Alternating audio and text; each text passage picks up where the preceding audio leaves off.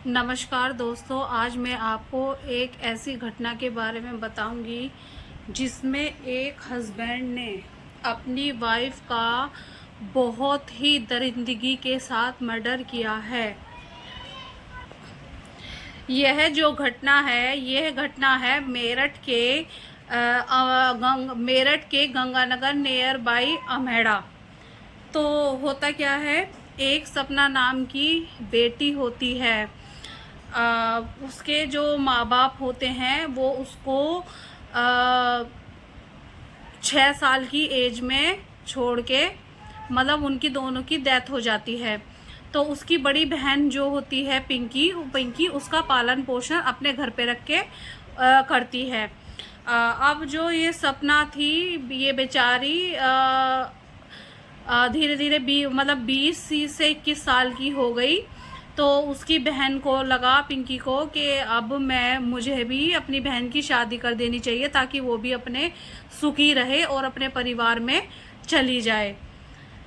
उसकी सपना की शादी अभी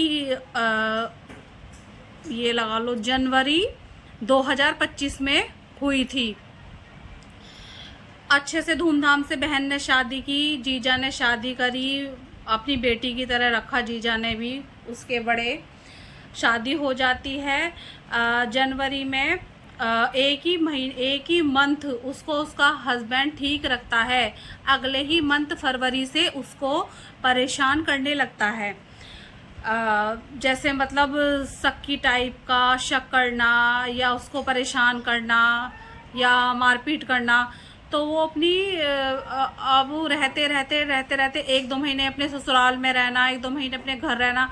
तो उसके बाद वो अब ये जो जुलाई है, 26 जुलाई को तीज के त्यौहार मनाने के लिए वो फिर से अपनी बहन के घर आ जाती है। तो उसकी बहन कहती है कि तो हाँ, इसी बीच सपना जो होती है वो 5 से 6 महीने की प्रेग्नेंट थी।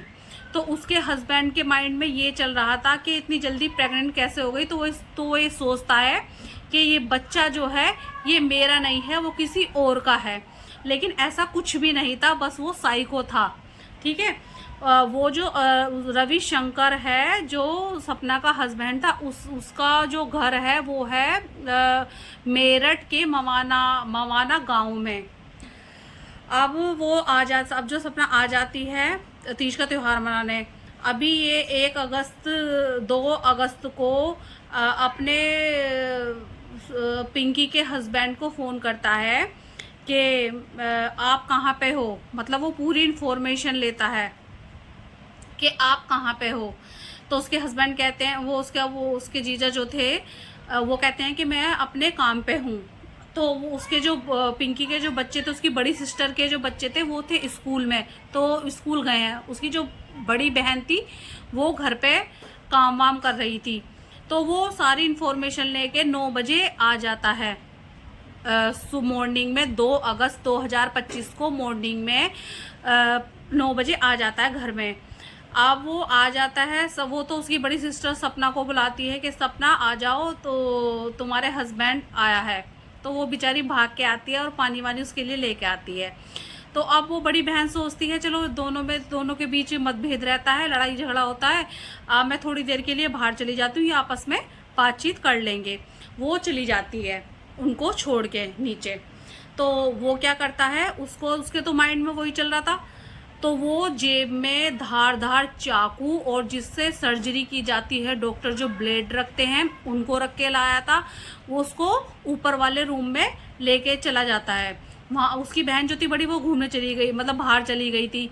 फिर वो ऊपर से कुंडी लगा लेता है। तो वो कहता है कि सपना, मैं तुम्हारे लिए लॉकेट लेके आया हूँ और मैं तुम्हें अपने हाथ से पहनाना चाहता हूँ। तो वो कहते अपनी आंखें बंद कर लो। तो वो भी बेचारी सीधी थी, उसने कहा कि ठीक है। उसने आंखें बंद कर ली। जैसे ही वो आंखें बंद करती, उसके धार चाकू से और वार करता है। उसका पहले गला काटता है, यहाँ तक कि बच्चे जो पेट में था, पेट में चाकू गोदता है, उसके हाथ काटता है, उसके सारे फेस को ब्लेडों से काटता है। इतनी दरिंदगी से उसने अपनी वाइफ को मारा है। उसकी जो आंखें थी वो भी चाकुओं से गोद गोद के उसने अंदर धांस दी। क्या कोई इतनी दरिंदगी से किसी का मर्डर कर सकता है? आप खुद ही 9 बजे उसकी लाश के पास 2 घंटे उसकी लाश के पास लेटा रहता है। फिर वो पुलिस को 112 नंबर पे कंट्रोल रूम में कॉल करता है कि मैंने अपनी वाइफ का मर्डर कर दिया है और आप इसको उठा के ले जाओ। यहाँ उसकी बड़ी सिस्टर को कुछ पता नहीं होता कि मेरे घर में क्या हो रहा है। पुलिस आती है तो वो पूछते हैं कि मुन्ना, जो उसके हस्बैंड उसके जीजा थे, उनका नाम था मुन्ना, के मुन्ना के घर कौन सा है, उनके घर हमें जाना है। वो जाते हैं पुलिस वाले, तो वो गेट खोलने में फिर भी बहुत टाइम लगाता, वो नहीं खोलता। वो कैसे कैसे करके उससे पुलिस ऊपर का गेट, मतलब बाहर का गेट, मेन गेट खुलवाती है। और जब जो वो गेट खोलता है सबके होश उड़ जाते हैं, सबके रोंगटे खड़े हो जाते हैं। उसके पूरे बेड पे, पूरे फर्श पे, पूरे उसकी जो बॉडी पे, जो उसका हस्बैंड था, पूरी बॉडी पे ब्लड ही ब्लड, लड़की की पूरी बॉडी खून से फुहारे छूट गई। क्या कोई इतना दरिंदगी से किसी का मर्डर कर सकता है? आजकल किसी पे कोई विश्वास नहीं है, किसी पे कोई भरोसा नहीं है। क्या एक गरीब की बेटी कूड़ा कचरा होती है? अगर तुमको नहीं रखना है तो शादी मत करो, या इसमें औरत हो या जेंट्स हो। अब वो सपना की जो डेड बॉडी थी वो पोस्टमार्टम के लिए चली गई है, और रविशंकर जो था वो जेल चला गया है। उसको कड़ी से कड़ी सज़ा मिलनी चाहिए, ताकि उनकी आने वाली 7 पुश्तें भी सोचें कि हमें क्या करना है। नमस्कार, धन्यवाद।